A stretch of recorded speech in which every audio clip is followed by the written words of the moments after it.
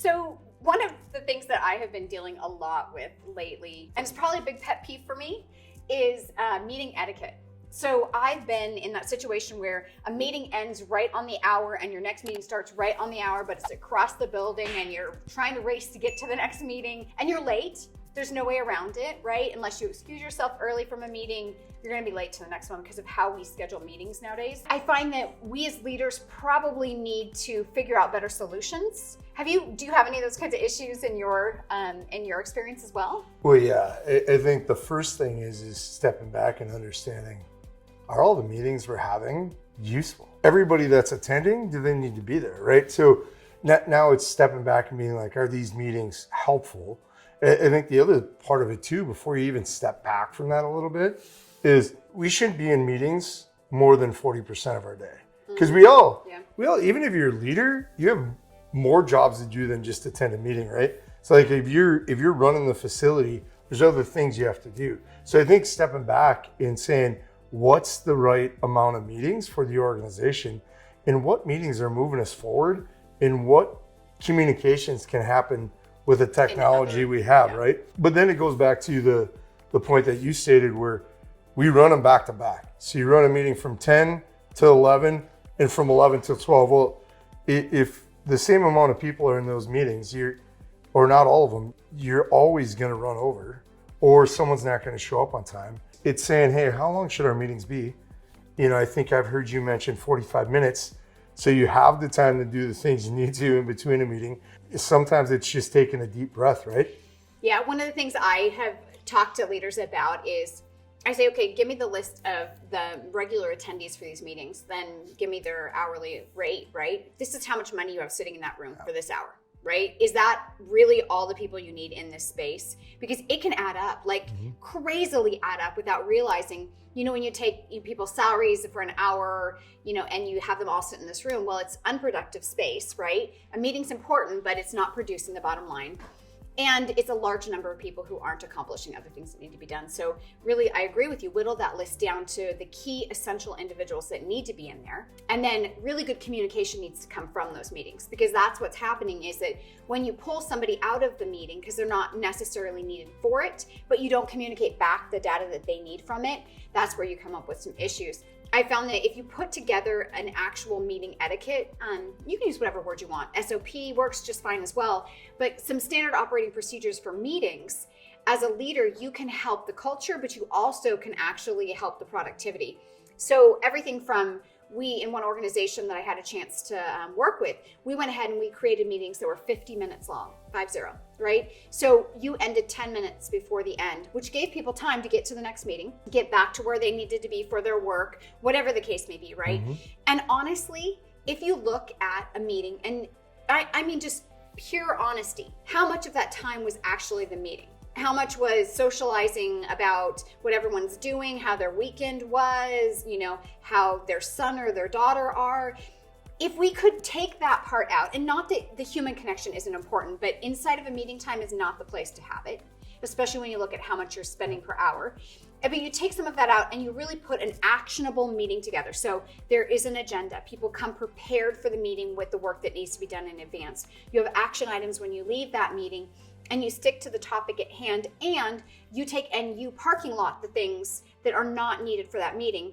And those people who don't understand what parking lot is, that's the idea of if it's not based on this topic or producing something here, we set it aside to talk about in another setting, right? And it's okay to do that. Say, that's a great idea or a great topic. How about we parking lot that, and I'll get back to you and let you know when we can talk about that so you can move the meeting forward. As a leader, you're showing respect to everyone else's time, their workloads, and their ability to stay on task, right? So we did something like that and worked really successfully. There's two tough things with that. Starting on time and ending on time, right? So, I mean, as silly as that sounds, right? But for meetings to really operate along the lines that you said, which totally agree with everything in between, it's everybody's got to be punctual. If you're going 50 minutes, at 48 minutes, you're wrapping it up, right? So with meetings, I'll give you one of my pet peeves, right? So if everybody agrees and you set up meetings and you got stuff, and then you have a leader, and sometimes it's not even the leader on site. Maybe it's a corporate office leader or somebody else, that isn't on the site. But because, I'm not going to use this term very often, but because they pull rank, they all of a sudden set last minute meetings and they expect everybody to change their schedules and cancel meetings. It's the most disrespectful thing in general, because they may have an important topic, but they have to understand that they have to put their time and space into a meeting just like everybody else. Because what happens is, it's great, they can call a meeting last minute, but what they don't realize they're doing is they're creating havoc through the organization. Everyone else's days are now readjusted. And then there's a level that then looks at everybody else and says, oh, we don't matter because so-and-so called a meeting, and now everybody's going to jump. Where, again, if we follow the servant leadership, right, it shouldn't be about us, even though maybe it is last minute and maybe we do have to have a meeting. Well, then we have to figure out how to fit it in. As much as we don't want to do this sometimes, maybe it's the 5 o'clock meeting because nobody else has any time and you got to ask people nicely to stay. Or it's the 7 o'clock meeting in the morning that say, hey, because everybody's full today and we don't want to cancel any of the meetings. Those last minute meetings have to happen. But they don't always have to.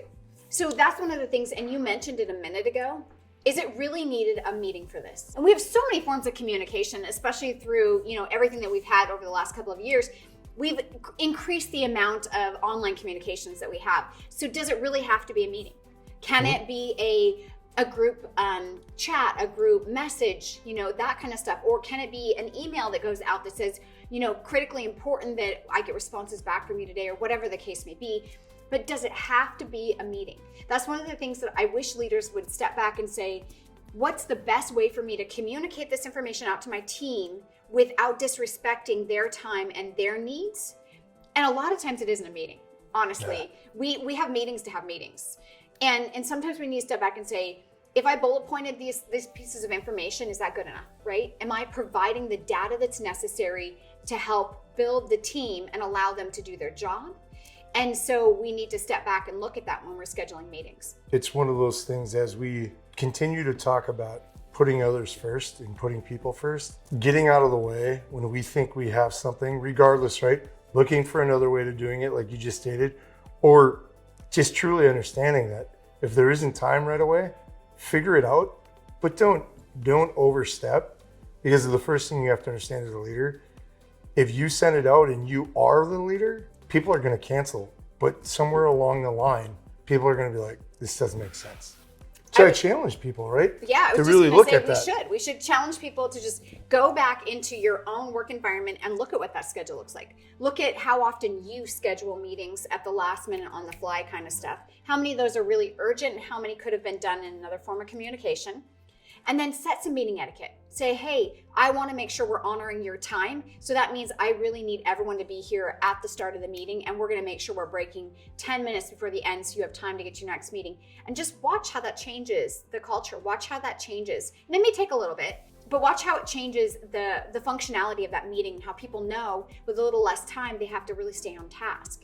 But I think you can actually build huge improvements inside your organization when you don't allow meetings to be the end result of everything. And as we wrap this topic up, I think when we talk about meeting etiquette, we have to talk about online meetings as well, right? So when we're talking about meeting etiquette, it's funny, right? I think sometimes it goes back to some of those commercials you see, right, where they're in their pajamas or whatever in the middle of the meeting. We get in a meeting in a room, and when we're running a good meeting, all of a sudden then we get some people online, and I think we forget, one, we're on camera, two, background noise is heard, right? So just as we create meeting etiquette, don't forget online participants or a complete online meeting. What is that etiquette, right? Sometimes people forget they're eating, their camera's 8 inches away or 2 feet away from them, right? So you don't see yourself. I mean, it's an up and close personal picture of you eating is what everybody else gets to see, right? So it's one of those things where you got to also go down that road, right? I remind people, if you're going to do online meetings because of the work environments that we have, and we're much more, remote working, treat it just like if you were sitting in the room. Make sure your phone is on silent. Don't pick it up in text because you wouldn't do it in the classroom, or I mean in the room setting. Make sure that you aren't eating in the middle of a meeting. Make sure that, you know, if you have anything that you need, it's already sitting at your desk, so you're not getting up so they don't see you're in like sweatpants, you know, while you're walking over to get your, you know, coffee or your pad of paper, right? Treat it as if it were a meeting inside of a physical office, even though you're not in a physical office, because that's what they're expecting. That's the respectful thing to do in that environment, so that you're treating the rest of your team the same way you would if you were sitting there. I think one of the big takeaways from this that we can kind of end on is go back and really understand the meetings that are needed. Schedule them in advance. Give time in between your meetings. And if you don't need it, and if you don't need to have the meeting, don't have it. Gives people more time. I agree completely.